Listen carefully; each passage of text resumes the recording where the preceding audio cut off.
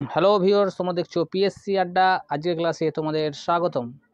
WBCS, PSC clerkship, food SI বা miscellaneous পরীক্ষায় general studies থেকে যেমন প্রশ্ন আসে আমার এই চ্যানেলে ঠিক সেরকমই ভিডিও বানানো হয়।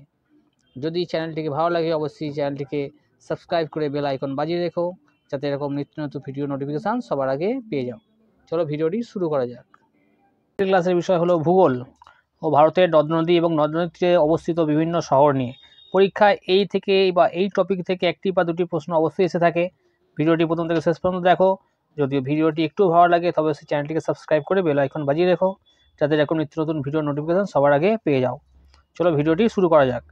আজকে আমাদের প্রথম প্রশ্ন হলো, বিখ্যাত শৈল শহর লে কোন নদীর তীরে অবস্থিত? বিখ্যাত শৈল শহর Leh. Option A Shatadru, option B Mahi, option C Sindhu, option D Mahanadi.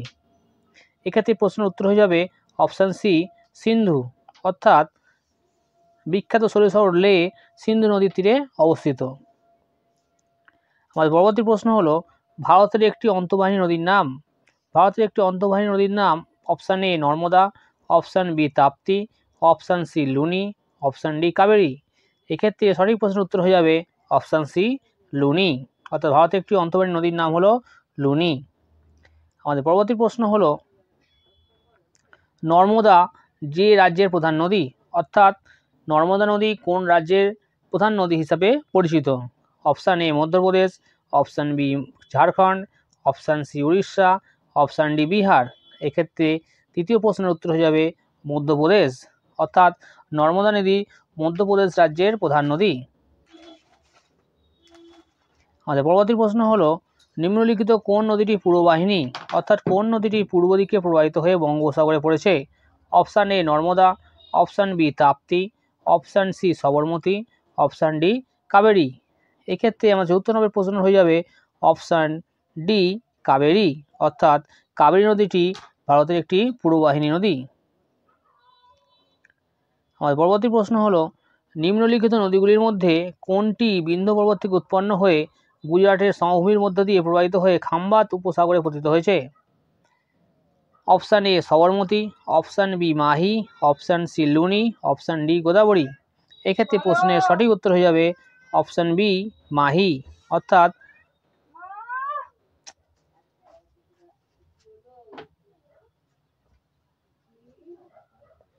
Option B হলো রাইট অ্যান্সার, অর্থাৎ মাহি হলো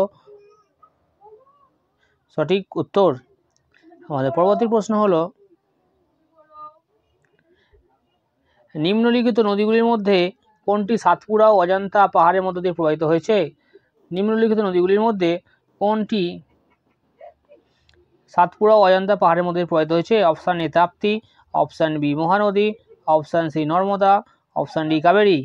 এই ক্ষেত্রে সঠিক প্রশ্নের উত্তর হয়ে যাবে বা সঠিক উত্তরটি হয়ে যাবে অপশান এ তাপ্তি, অর্থাৎ অপশান এ হবে রাইট অ্যান্সার। সাতপুরা অজন্তা পাহাড়ের মধ্যে দিয়ে প্রবাহিত হয়েছে তাপ্তি নদী। আমাদের পরবর্তী প্রশ্ন হলো, নিম্নলিখিত নদীগুলির মধ্যে কোনটি রাজস্থানের মরুভূমির মধ্য দিয়ে প্রবাহিত হয়েছে?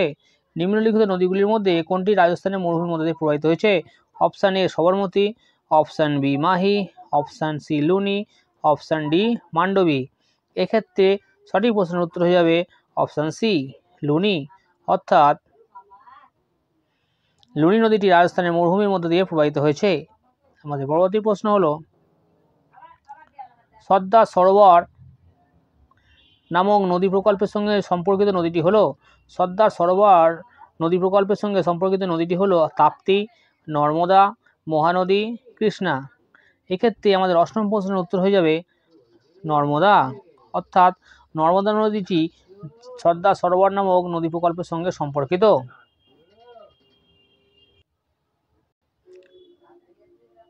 আমাদের পরবর্তী প্রশ্ন হলো, দক্ষিণ ভারতের দীর্ঘতম নদী কোনটি? দক্ষিণ ভারতের দীর্ঘতম নদী কোনটি? Option A Krishna, option B Kaveri, option C Godavari, option D Sabarmati. এক্ষেত্রে সঠিক প্রশ্নের উত্তর হয়ে যাবে অপশান সি গোদাবরী। গোদাবরী নদীটি দক্ষিণ ভারতের সর্বোচ্চ বা দীর্ঘতম নদী।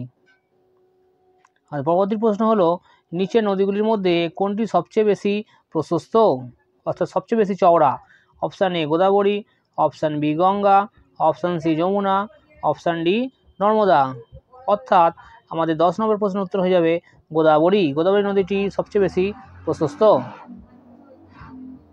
আমাদের পরবর্তী প্রশ্ন হলো দশম জলপ্রপাত কোন রাজ্যে অবস্থিত? দশম জলপ্রপাতটি ভারতের মধ্যপ্রদেশ, আন্দামান ও নিকোবর দ্বীপপুঞ্জ, গোয়া না ঝাড়খণ্ড রাজ্যে অবস্থিত?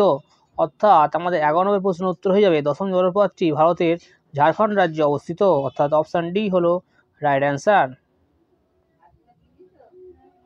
আমাদের পরবর্তী প্রশ্ন হলো হায়দ্রাবাদ শহরটি অবস্থিত কোথায়? হায়দ্রাবাদ শহরটি অবস্থিত মুসি নদীর তীরে, যমুনা নদীর তীরে, গঙ্গা নদীর তীরে না কৃষ্ণ নদীর তীরে? অর্থাৎ আমাদের এই প্রশ্নের উত্তর হয়ে যাবে অপশান এ মুসি নদীর তীরে। মুসি নদীর তীরে হায়দ্রাবাদ শহরটি অবস্থিত। অর্থাৎ অপশান এ হলো রাইট অ্যান্সার। আমাদের পরবর্তী প্রশ্ন হলো ভারতের বৃহত্তম বহুমুখী নদী পরিকল্পনা কোনটি? ভারতের বৃহত্তম বহুমুখী নদী পরিকল্পনা হলো option A Teesta, option B Damodar, option C Bhakra Nangal, option D Nagarjun. অর্থাৎ ভারতের বৃহত্তম নদী পরিকল্পনা বা বহুমুখী নদী পরিকল্পনা হলো ভারতের অপশান সি ভাকরানাঙ্গাল নদী পরিকল্পনা। অপশান সি হলো রাইট অ্যান্সার। আমাদের পরবর্তী প্রশ্ন হলো ভারতের দীর্ঘতম বাঁধ কোনটি? ভারতের দীর্ঘতম বাঁধ কোনটি? Option A Hirakud, option B Farakka, option C Konar, option D Nangal. আমাদের 14 নম্বর প্রশ্নের সঠিক উত্তর যাবে অপশান এ, অর্থাৎ হীরাকুদ বাঁধ হলো ভারতের দীর্ঘতম বাঁধ।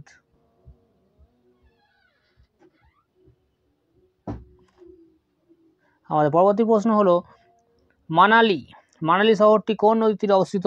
মানালি শহরটি কোন নদীর তীরে অবস্থিত? Option A Vitasta, option B Chandrabhaga, option C Iravati, option D Bipasha. এক্ষেত্রে সঠিক প্রশ্ন এই সঠিক উত্তরটি হবে অপশান ডি বিপাশা। বিপাশা নদীর তীরে মানালি শহরটি অবস্থিত। আমাদের পরবর্তী প্রশ্ন হলো কোন নদীর তীরে আহমেদাবাদ শহরটি অবস্থিত? কোন নদীর তীরে আহমেদাবাদ শহরটি অবস্থিত? Option A Luni, option B Sabarmati, option C Ganga, option D Krishna. এক্ষেত্রে সঠিক প্রশ্নের উত্তরটি হয়ে যাবে অপশান বি সবরমতী। সবরমতী নদীর তীরে আহমেদাবাদ শহরটি অবস্থিত। আমাদের পরবর্তী প্রশ্ন হলো ভারতে হীরাকুদ বাঁধ কোন নদীর উপর নির্মিত হয়েছে? ভারতে হীরাকুদ বাঁধ কোন নদীর উপর নির্মিত হয়েছে? Option A Krishna, option B Kaveri, option C Teesta, option D Mahanadi. এক্ষেত্রে সঠিক প্রশ্নের উত্তরটি হয়ে যাবে অপশান ডি মহানদী। অর্থাৎ হীরাকুদ বাঁধ মহানদী নদীর উপর অবস্থিত। আর পরবর্তী প্রশ্ন হলো তেহেরি বাঁধ দেওয়া হয়েছে কোন নদীর উপর কোন রাজ্যে? তেহেরি বাঁধ দেওয়া হয়েছে কৃষ্ণা নদীর উপর কেরলে, অপশান বি কাবেরী নদীর উপর কর্ণাটকে, অপশান সি গঙ্গা ভিলগঙ্গা উত্তরাখণ্ডে, অপশান ডি ঘরঘরা উত্তরপ্রদেশে। এক্ষেত্রে সঠিক প্রশ্নের উত্তর হয়ে যাবে অপশান সি গঙ্গা ভিলগঙ্গা ও উত্তরাখণ্ডে। উত্তরাখণ্ড রাজ্যে তেহরি বাঁধ দেখতে পাওয়া যায়।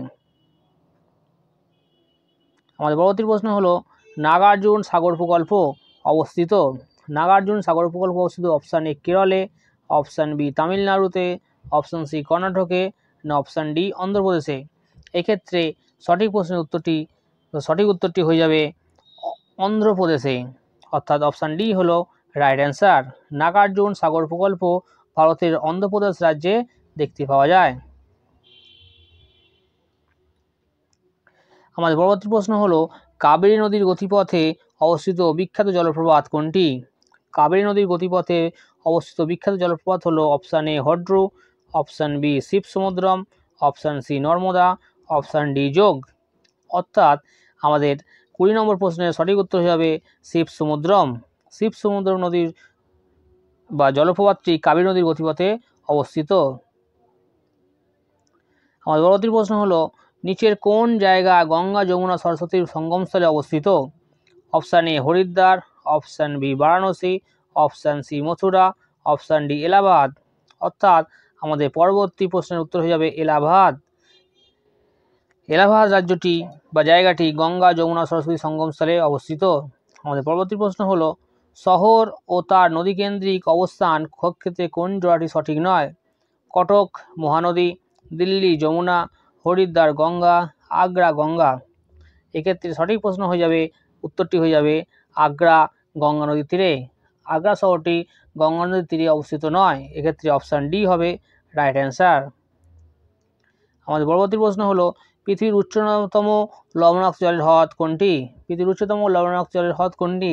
Option A Wular, option D Loktak, option C Pangong, option D Tso Moriri. অর্থাৎ আমাদের 23তম প্রশ্নের সঠিক উত্তর হবে অপশান সি প্যাংগং। প্যাংগং হ্রদটি উচ্চতম লবণাক্ত জলের হ্রদ হলো প্যাংগং। আমাদের পরবর্তী প্রশ্নের উত্তর হলো নমামি গঙ্গে প্রকল্পটি কত সালে শুরু হয়? নমামি গঙ্গে প্রকল্পটি শুরু হয়েছিল 2014 সালে, 2015 সালে, 2013 সালে, 2004 সালে। এই ক্ষেত্রে সঠিক প্রশ্নের উত্তর হয়ে যাবে 2014 সালে, অর্থাৎ অপশান এ হলো রাইট অ্যান্সার। নমামি গঙ্গে প্রকল্পটি ভারতবর্ষে 2014 সালে চালু হয়, অর্থাৎ অপশান এ হলো রাইট অ্যান্সার।